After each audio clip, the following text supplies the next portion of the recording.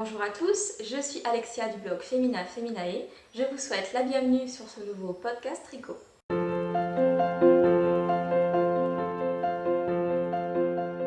On va commencer par le design du moment. Vous le savez peut-être, sinon je vous l'apprends, je design des patrons de tricot. Dans la partie le design du moment, je vous propose un focus sur le tricot que j'avais envie de vous présenter et que j'ai designé.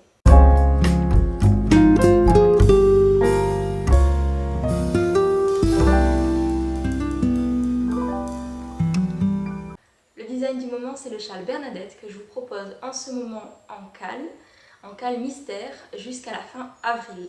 Un cale mystère, qu'est-ce que c'est? C'est tout simplement qu'on va tricoter ce modèle sans savoir à l'avance le rendu final du patron. Donc, dès votre inscription au cale, vous allez recevoir un indice par semaine qui va vous permettre de tricoter le châle. Si ce principe vous plaît, voici quelques précisions sur le châle Bernadette.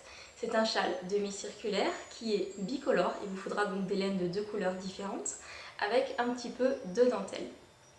Il a une forme arrondie vers le bas et c'est un modèle accessible aux débutantes en tricot, aussi bien qu'aux tricoteuses un petit peu plus expérimentées qui veulent vraiment se détendre et se faire plaisir avec un tricot relax.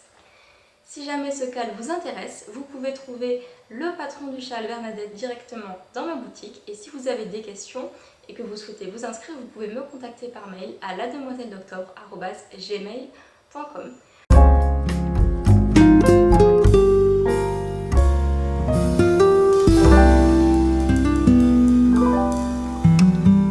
On passe à présent à la partie en cours. Donc, qu'y a-t-il sur mes aiguilles en ce moment? Il y a deux projets. Le premier, c'est celui-ci. Donc c'est pas vraiment facile à montrer, donc je vais essayer de vous montrer quand même. Voilà. Donc c'est un projet bicolore avec des jeux de textures. C'est une couverture que je tricote pour une amie qui attend un bébé. Et donc j'en suis à peu près à la moitié de l'ouvrage. Voilà, c'est un tricot tout simple. J'ai utilisé pour le faire une laine bergère de France, c'est le Merino bébé. Vous savez que j'utilise en principe des laines teintes à la main. Là j'ai fait une petite exception tout simplement parce que je voulais une laine qui puisse passer en machine, qui soit lavable facilement. Donc pour la partie blanche c'est du Merino bébé de bergère de France. Et pour la partie comme ça rayée bleue, j'ai utilisé des restes de mon stock. Je crois que c'est une laine de petit bout de laine dans laquelle j'avais tricoté une paire de mitaines. Voilà, donc on a des jeux de rayures tout le long. J'en suis à peu près à la moitié de la couverture et je pense que la prochaine fois, je vous la montrerai complètement terminée si je travaille bien. J'ai ensuite entamé un second en cours, qui celui-là on est encore un peu au stade vraiment du début. C'est le pull Sailor Moon que j'ai donc trouvé sur Ravelry. Donc c'est un petit pull bien sympa avec des rayures et une dentelle en bas. Je vous mettrai éventuellement quelques petites images là pour que vous le voyez de plus près. Et j'en suis donc vraiment au tout début puisque j'ai tricoté juste cette petite partie. C'est la même laine bergère de France bébé Merino. Je pense que ça fera un petit top sympa pour les beaux jours. Et je ne pense pas que je vais le tricoter tout rayé comme sur le modèle parce que j'ai peur de ne pas assumer le total look rayure. Donc plutôt que de le tricoter tout rayé, je vais faire le corps uni avec cette laine là en faisant juste sur le bas quelques rayures avant la dentelle contrastante. Donc pour mes quelques rayures et ma dentelle contrastante, je vais utiliser cette laine-ci qui est une laine de Célène qui m'avait été offerte il y a un moment et dont je n'avais rien fait. Donc voilà, au niveau du duo de couleurs, ce sera gris et rose. Je voulais une couleur un petit peu punchy pour que ça fasse printemps et puis que ça fasse un petit peu joyeux, festif. Dites-moi en commentaire ce que vous pensez de ce duo de couleurs pour le Sailor Moon. Je fais d'ailleurs un petit bonjour à Anna du podcast et de la boutique Lana et Tricot si elle me regarde, puisque c'est un petit peu entre guillemets grâce à elle, si ou à cause d'elle, je sais pas, si je commence ce tricot, le Sailor Moon, parce qu'elle a fait une super version qu'elle a montré dans son avant-dernier podcast et donc ça m'a donné envie de monter le mien aussi. Donc merci Anna pour l'idée. Voilà, donc Sailor Moon, ce que j'ai bien aimé à propos de ce patron, c'est qu'il a une construction vraiment originale parce que en fait, je vais vous montrer, voilà. Sinon je vous incrusterai peut-être une image si on ne voit pas, mais voilà. on voit que dans le dos en fait on le commence ici. Cette partie là c'est une construction un petit peu comme un châle.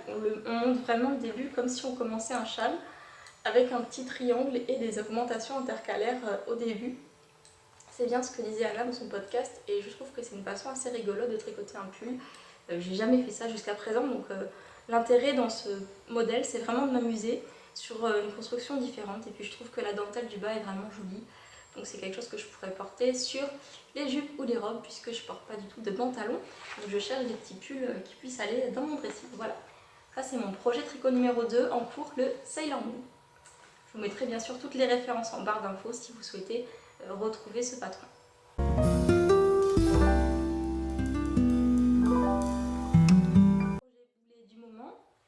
Projet boulet, c'était ce petit gilet commencé il y a plusieurs mois que je vous avais déjà montré dans le podcast avec une laine Drops qui a ses manches mais à qui il manque la fin, c'est-à-dire tout le haut, l'encolure, parce que j'avais commandé la laine et que je l'ai toujours pas reçue, donc je suis en train d'essayer de voir où elle en est.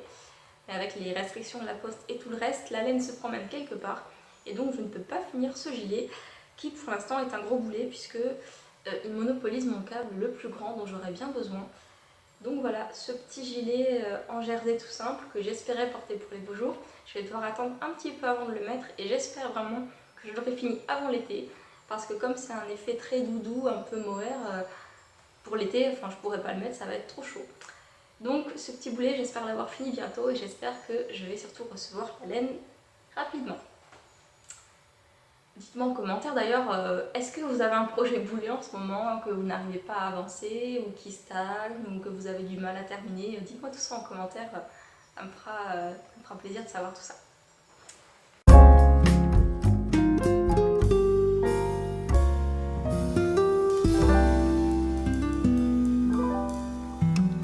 Ensuite, les projets à venir. De quoi j'ai envie, qu'est-ce que j'aimerais créer pour les semaines, les mois qui viennent. D'abord avec les beaux jours qui arrivent quand même, parce que là on est bien rentré dans le printemps, donc je commence déjà à penser un petit peu à l'été. J'ai très envie de mettre sur mes aiguilles des châles en dentelle, vraiment très aériens, plein de trous. Donc j'ai ressorti de ma bibliothèque ce livre qui m'avait été offert par mon chéri, donc, dans lequel il y a de très beaux modèles en dentelle, vraiment magnifiques comme celui-là que j'aime particulièrement. Je peux vous en montrer d'autres, voilà, ou celui-là. Ça permet de tricoter des châles vraiment très délicats et j'ai bien envie de faire un châle de ce type-là qui pourrait m'accompagner pendant tout l'été, donc un châle très très ajouré en dentelle. Voilà, c'est Knitted Lace of Estonia, il est en anglais bien sûr. Donc j'ai un petit peu cherché l'inspiration dans ce livre pour me tricoter un châle en dentelle super aérien, super léger et super féminin pour l'été. Ensuite, projet couture, il y a un tout petit peu de couture dans ce podcast, même si ça fait longtemps que je ne m'y suis pas remise, là j'aimerais bien m'y remettre pour les beaux jours. Donc avec ce livre qui m'avait été offert par ma soeur, Couture Vintage, et je coudrais bien une ou deux jupes pour les beaux jours. Donc moi j'aime particulièrement tout ce qui est rétro en termes de style de vêtements, et j'aimerais bien coudre une jupe corolle.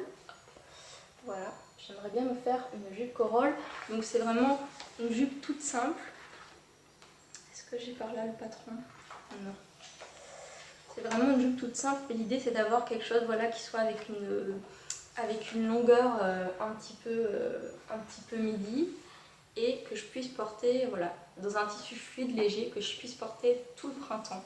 Donc j'ai pas encore choisi le tissu dans mes stocks de tissus, mais ça ne saurait tarder. Donc voilà, envie, projet à venir, un petit peu de couture avec des jupes corolle pour le printemps et des châles en dentelle. Donc ça, avec un petit peu de chance, si j'avance bien, je pourrais vous montrer un petit peu le début de tout ça dans le prochain podcast.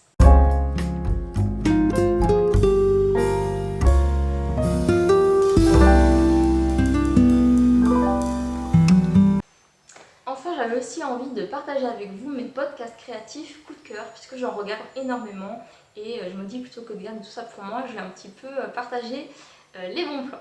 Donc je vous propose deux podcasts. Le premier en français, c'est le podcast de Emma de Tricolibri. Elle a la gentillesse d'ailleurs de tester pour moi en ce moment un châle qui va apparaître bientôt, le modèle de châle Agathe. Et j'avais découvert Emma il y a plusieurs mois et j'ai vraiment beaucoup aimé son podcast. J'ai regardé tous les épisodes d'un coup et j'aime bien sa façon de s'exprimer. Voilà, c'est quelqu'un qui est quand même toujours de bonne humeur et c'est agréable. Et je vous conseille particulièrement son dernier podcast qu'elle a tourné en extérieur, ce qui est super chouette. On voit derrière elle un joli arbre en fleurs et je trouve que ça fait un beau fond pour un podcast.